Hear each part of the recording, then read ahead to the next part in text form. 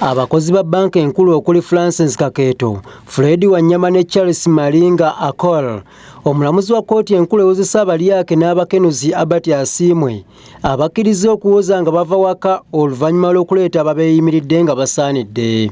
Wabula kkooti ebaddeko obukwakulizo obutasanyusiza baŋŋanda zaabwe. Omuwawaabirwa asooka nga ye Francis Kakeeto alagiddwa okusasula mu banka obukadde 30 nga zaabuliwo n'okuwaayo ekyapa ky'ettaka eri kkooti olwo alyoke awoze ng'ava waka.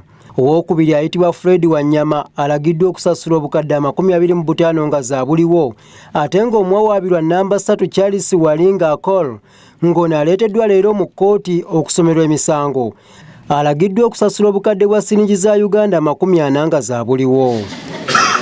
Each of the accused persons shall be required to surrender his original passport, that is a term applicable to all.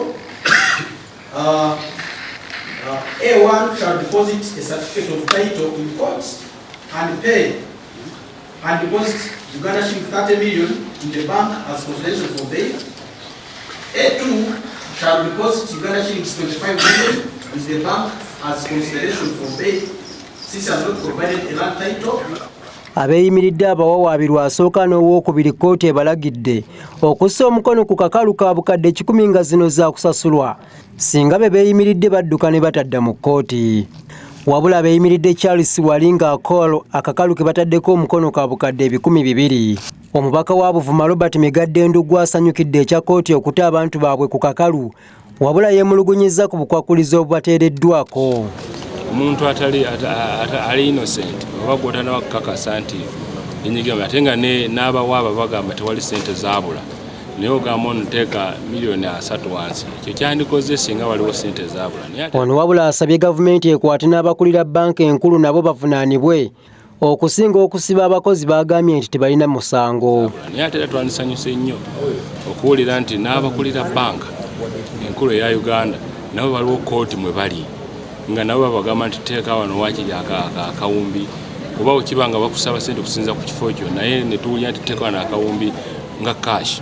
Naye ekyennyamiza okuba nti bano abakozi ab'amadaala ga wansi be babonaabona kuboolyawo ku lwabali. Wabula abamu babadde bavumirira eky'abantu okulya enguzi.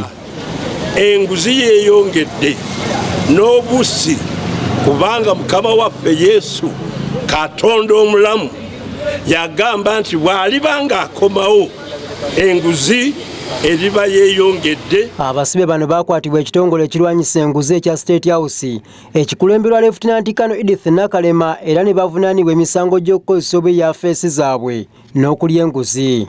Oludda oluwaabi lugamba nti ng'ennaku z'omwezi 26 omwezi ogwokuna omwaka guno, Francis Kakeeto ne Fred Wanyama wakati wa France, Belgium ne ku kisaawe ky'ennyonyi Entebbe nga bakola emirimu gy'abakama baabwe bakkiriza ebitereke ebyali tebimanyiddwa ne biteekebwa ku nnyonyi eyali epangisiddwa banka enkulu okuleeta ssente.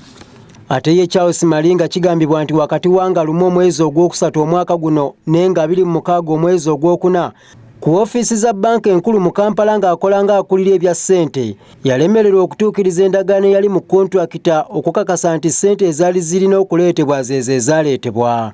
Omusango gwakuddamu ng'ennaku z'omwezi 2 omwezi ogw'omunaana omwaka guno. Kiyingi Moses, Annette Nakayibaale, Delta TV Amasukkulumu.